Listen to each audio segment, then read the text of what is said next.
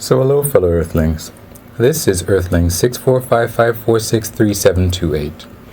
And I was thinking that this might be a pretty good time to quit an addiction. I mean, let's think about this for a minute. Right now, a lot of people probably are out of work across the world, and they probably are not going to have enough money to spend on an addiction plus food. And I know that, in tests with mice, the mice sometimes starve to death, but I think that human beings have a little bit more self-control. Or maybe not. But the thing about it is that given the complete reduction of global, like air traffic, for example, even if you still have the money for your addiction, let's say if it's an illegal addiction, like, heroin or cocaine or whatever. For one thing, during the lockdown, it would be more difficult to find people who could supply you with whatever your addiction is, because people aren't able to travel as easily as they could have. So your drug supply might be cut off if you have money. And even if you don't have money, let's say you want to steal things. Well, everybody's at home. It's kind of hard to steal stuff when everybody's at home most of the time. I mean, a lot of people are out of lockdown right now, so I'm really probably talking about, a month ago or a couple of weeks ago or whatever. But it's hard to steal stuff. Yeah, I guess there was looting with the riots and so on, but who are they going to sell this stuff to? I mean, I guess they could sell it on eBay or Craigslist or whatever if they have money, but that's a little bit more involved than having somebody go down to the pawn shop and try to get money for a thing and have the pawn guy, try to sell it. That's the thing. What's happening with pawn stores right now? Because I'm sure people might want to pawn stuff, but were the porn stores, I'm saying like if it's pornography, I'm probably getting it wrong, but the places where people pawn stuff, the pawn shop, yeah. So the places where people pawn stuff, who's going to buy stuff there during the lockdown? I mean, I guess it's a good opportunity for the pawn shop owners to get stuff, but they have to have a lot of cash because nobody would be coming in to buy this stuff for quite a while. How much space do they have? That kind of stuff. So, but anyway, back to the drugs and so on. I've heard that a lot of drug cartels are trying to save money or something along those lines because times might be hard. Because it's a lot harder to transfer their drugs, to move their drugs around. People don't have money, or they might not be out. Well, I guess those were the people who would be out. But it really does kind of seem like it would be a good time, whether you want to or not, to end up quitting an addiction.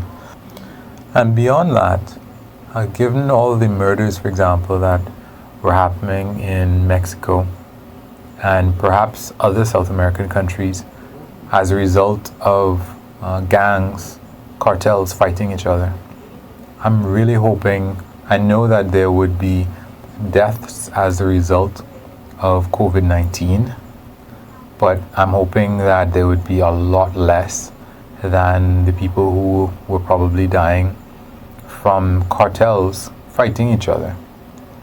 I think that it might be a good trade-off in some ways, a very sad trade-off, but just on a raw numbers basis, probably just something that is a little bit, I hate to use the word better, but maybe better than having these gangs fight each other and kill, reporters and journalists and law enforcement, etc.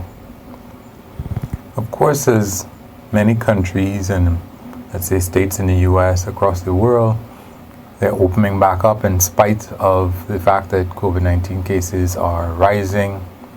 And I guess that the opportunity for people to, that window where things were aligned in a way that might have helped people to beat their addiction might be closed. Maybe a lot of people who didn't have an opportunity to get the drugs that they wanted are now going back to the drugs, but hopefully not all of them. That's one thing that we can hope for with respect to the whole coronavirus episode that we are going through still. Depending on what kind of addiction people have, though, one of the problems that they will be facing going forward is that across the world, paid hospitals would have taken a hit in terms of the annual revenue that they would have gotten, because many people would have been afraid to go to the hospital for whatever reason.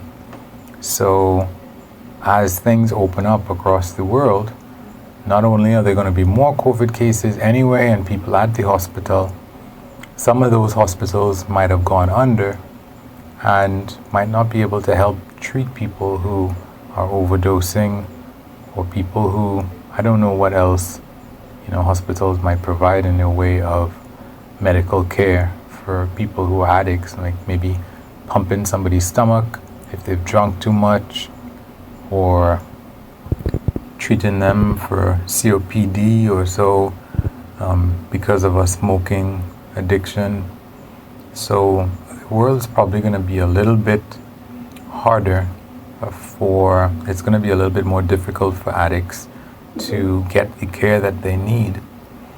But hopefully, going forward, there's still, because of people's, being out of jobs, and people are not looking to buy useless things that they might steal if they get to that point, as well as the fact that there probably aren't going to be as many parties and gatherings and opportunities for people to overindulge in drinking and maybe, using stimulants like cocaine and methamphetamine and whatever else.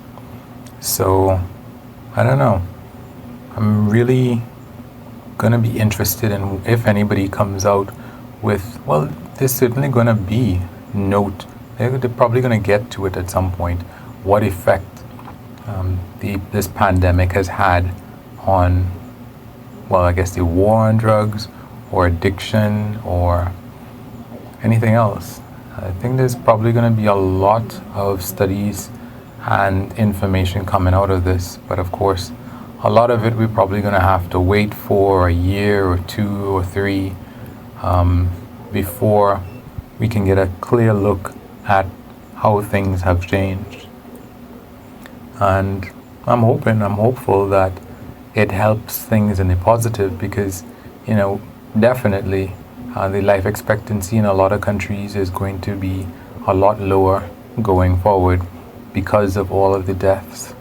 And as a result of the deaths, as a result of the hospital beds that are occupied, people are going to die for other reasons.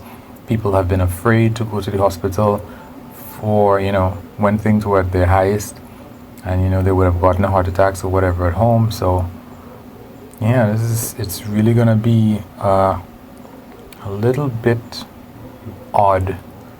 Well, this whole thing has been odd, of course, but, and then, as Joe Rogan would say, I guess in California, they were saying that liquor stores were required to be open, or they could be open, but at the same time people couldn't gather in Alcoholics Anonymous meetings.